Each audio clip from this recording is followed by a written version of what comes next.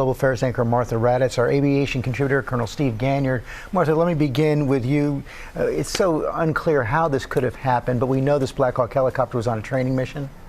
It was on a training mission. The military quickly told us last night after the accident. It is called a priority air transport, the type of helicopter, a Black Hawk helicopter, and that will generally transport VIPs or senior Army leadership. The Pentagon very quickly knew that senior Army officials were not on board. It was the crew, two pilots, and a crew chief.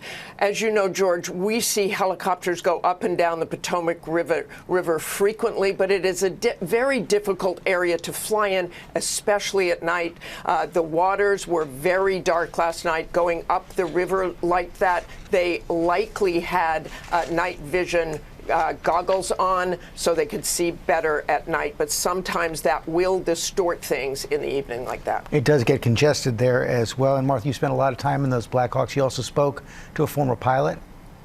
I did, and an Army Black Hawk pilot I spoke to last night who spent his entire career in helicopters and has flown these routes frequently on training missions and not training missions. He said it is difficult at night when you are there in the darkness that you look and you see the city, and I was there last night. The city was lit up, the Washington Monument, the Capitol. As you come down the river, that's also likely what the pilot of that helicopter was seeing as well. Martha Raddatz, thanks, Robin. And George, we're going to bring in now our aviation contributor, Colonel Steve Ganyard. I know you've been on this from the very beginning, Steve.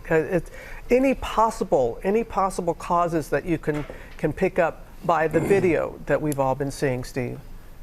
Yeah, Robin, the video that we have shows that both aircraft were on a collision course, and you don't see any movement out of either aircraft. I'm pretty convinced that both aircraft thought that they were going to be clear and this wouldn't result in a collision. There was no movement away from the other aircraft. But, Robin, the Army helicopter came down the Potomac and came around the Jefferson Memorial, turned south, and did what they were supposed to do.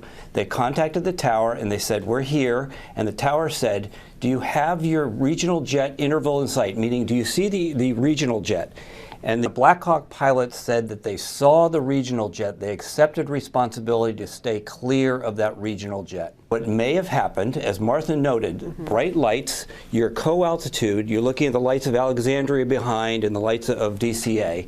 They may have seen something else, another helicopter, another aircraft on final, but they believed that they were clear of the regional jet. And so it was the Black Hawk helicopter that hit the regional jet. And so ATC was right, the regional jet crew was right, and for some reason this Black Hawk helicopter thought they saw their interval, they thought they saw the traffic, and they clearly didn't. Can you talk a little bit more about the audio with the control tower? And that is protocol, because some people are saying, well, why didn't they tell the helicopter what to do? But that's not the case. That's not what happens, right?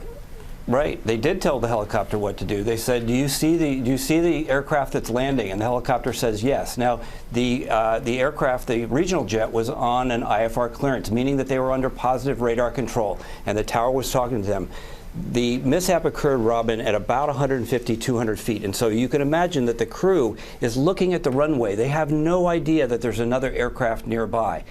The helicopter would have come right to left as they were landing on runway 33, sort of pointing at the Kennedy Center, heading up north.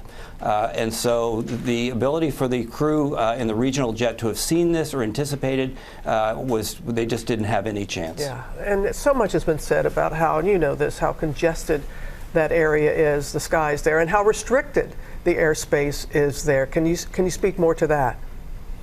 Yeah, Robin, this helicopter's been flying around Washington, D.C. for literally decades, and there's never been a problem. So obviously the FAA is going to go back and say a mishap occurred here, and so we need to make sure this never happens again. But up until this point, it had been fairly foolproof that the procedures that were in place to make sure that helicopters flying low down the river were deconflicted from landing traffic. Why it happened last night, it seems pretty clear that there was a misidentification of the regional jet in the cockpit of the Black Hawk. More investigation to come.